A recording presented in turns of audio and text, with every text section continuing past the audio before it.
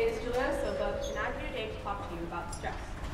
Now, I chose this topic because it's something we can all relate to, whether it is the traffic on the way to work, an argument with a student or a friend, or giving a TED Talk in front of your friend and family. Stress is part of our everyday lives, and I thought I would have to completely get rid of it.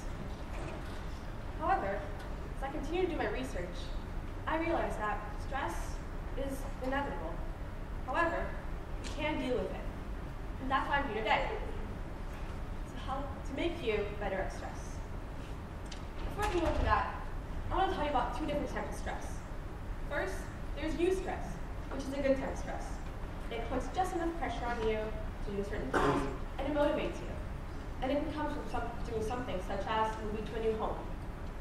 When I was 9 years old, I moved here from Brazil to a new country, a new language, a new culture I didn't know anything about. And it's an understatement to say that stressed me out. However, that stress, that eustress, it motivated me, and it helped me reach out more and talk more and get me where I am now. However, there is the bad kind of stress, which is distress, and that's the stress we normally think about when we think of stress. It leads to mental illnesses and social anxiety, and can come from, for example, doing poorly in a test. When I was 7 years old, I had a math test that I studied for, and I thought I was prepared. However, when I received the test, I didn't remember anything I studied. What did I end up doing?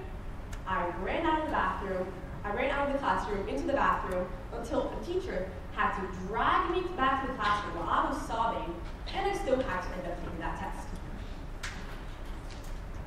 That cloudy thinking I had was caused by cortisol.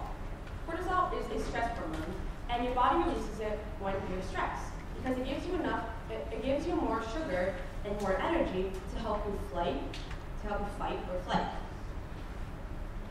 I'm also pretty scared of heights, so every time I'm on the plane and there's a slight turbulence, I start thinking, oh my god, I'm gonna fall. Oh my god, I'm gonna die.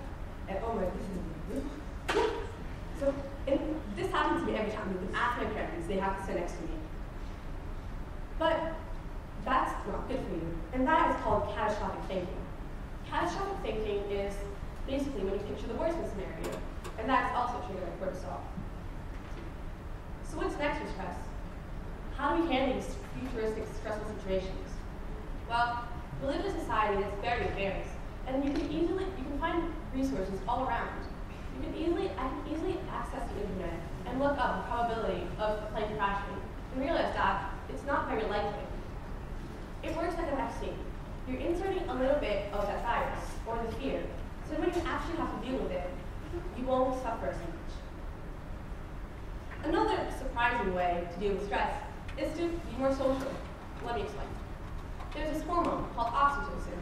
It's nicknamed the cuddle or love hormone because your body releases it when you cuddle with someone or when you hug someone.